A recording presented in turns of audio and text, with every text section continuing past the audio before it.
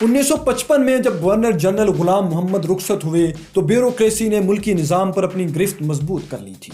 फौजी मुदाखलत भी पूरे अरूज पर थी। Major general retired Sikandar Mirza जो ब्यूरोक्रेट भी रह चुके थे, गवर्नर जनरल बन गए। यूं अमली तौर पर हुकूमत फौजी एस्टेब्लिशमेंट के कब्जे में चली गई थी। सिकंदर मिर्जा तवील अरसे तक हुकूमत करने के ख्वाहिशमंद थे। उन्हें लगता था कि अगर वो अपने दोस्त आर्मी चीफ जनरल अयूब खां को इक़्तिदार में शामिल कर लें तो उनकी ये ख्वाहिश पूरी हो सकती है। सो उन्होंने ऐसा ही किया। तारीख के रिकॉर्ड को दुरुस्त रखने के लिए आपको बताते चलें कि सिकंदर मिर्जा मीर जाफर के पड़पोते थे। वही मीर जाफर जिसने बंगाल में अंग्रेजों को रास्ता देने के लिए मुसलमान हुक्मरान नवाब सिराजुद्दौला से गद्दारी की थी। सिकंदर मिर्जा का दौर पाकिस्तान की जमहूरियत के लिए जग हसाई का दौर था। सिकंदर मिर्जा ने सिर्फ 3 साल में 5 वज़राए आज़म की छुट्टी करवा के वज़ारत उज़्मा की कुर्सी को एक मजाक बना दिया। कहते हैं इस पर भारतीय वज़ीर आज़म नेहरू ने कहा था कि मैं इतनी धोतियां नहीं बदलता जितनी तेजी से पाकिस्तान में वज़ीर आज़म बदलते हैं। सिकंदर मिर्जा का पहला शिकार वज़ीर आज़म मोहम्मद अली बोगरा थे, जिन्हें हटाकर एक ब्यूरोक्रेट चौधरी मोहम्मद अली को वज़ीर आज़म बनाया गया। लेकिन ये साथ भी 1 साल से ज्यादा न चल सका और 1956 में उन्हें भी घर भेज दिया गया। चौधरी मोहम्मद अली की जगह हुसैन शहीद सोहरवर्दी को वज़ीर आज़म बनाया गया। लेकिन जब हुसैन शहीद सोहरवर्दी ने इख्तियारात अपने हाथ में लेने की कोशिश की तो सिकंदर मिर्जा ने उन्हें भी इक़्तिदार छोड़ने पर मजबूर कर दिया। सोहरवर्दी की जगह इब्राहिम इस्माइल चंद्रीगर, जिन्हें आई चंद्रीगर भी कहा जाता है, वज़ीर आज़म बने। लेकिन सिर्फ 2 माह बाद उन्हें भी ओहदे से हटा दिया गया। उनकी जगह मलक फिरोज खान नून पाकिस्तान के 7वें वज़ीर आज़म बने और ये पाकिस्तान के पहले वज़ीर आज़म थे जिनका ताल्लुक पंजाब से था। इससे पहले जितने भी वज़राए आज़म या गवर्नर जनरल आए, इनमें कायदे आज़म को छोड़कर बाकी सब मशरकी पाकिस्तान से थे या महाजिर थे। वज़ीर आज़म फिरोज खान नून ने ग्वादर की बंदरगाह को पाकिस्तान में शामिल किया। ये बंदरगाह बरतानवी दौर में अरब सल्तनत ओमान को दी गई थी। मलक फिरोज खान नून ने ओमान को $1 करोड़ की रकम अदा की और ग्वादर को पाकिस्तान में शामिल कर लिया। कहते हैं इस सौदे में अकबर बुगटी ने मुज़ाकरात में अहम किरदार अदा किया था। जिन वज़राए आज़मों को सिकंदर मिर्जा अपनी तफरीह तबाह के लिए आए रोज फारिग कर रहे थे, इन्हीं में एक चौधरी मोहम्मद अली थे, जिन्होंने जाते जाते भी पाकिस्तान का 1956 का आइन मुकम्मल कर दिया।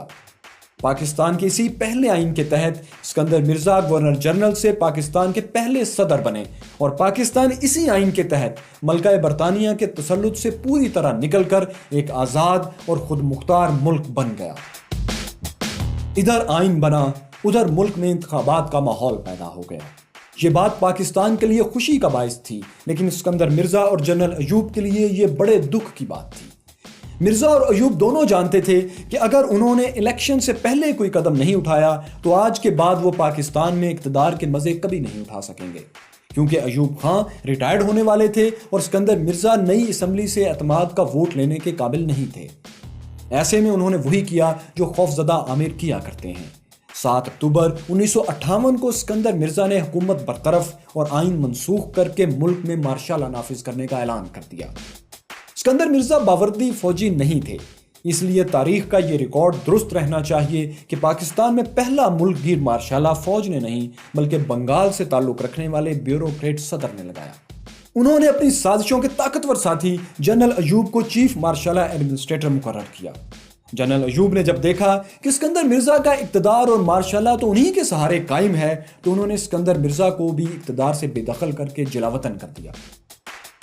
अयूब खान ने कौम से खिताब किया, मुल्कगीर मार्शल लॉ का बाकायदा ऐलान किया और यूं पाकिस्तान में जमहूरियत की जगह मेरे अजीज हमवतनों की शुरुआत हो गई। शुजा नवाज ने अपनी किताब क्रॉस सोर्ड में लिखा है कि जनरल अयूब को पाकिस्तान पर मुसल्लत करने वाले भी यही सिकंदर मिर्जा थे, क्योंकि जब पाकिस्तान में अंग्रेज जनरल की जगह मुकामी जनरल को आर्मी चीफ बनाने की बात चल रही थी तो सिकंदर मिर्जा लियाकत अली खां के सेक्रेटरी दिफा थे।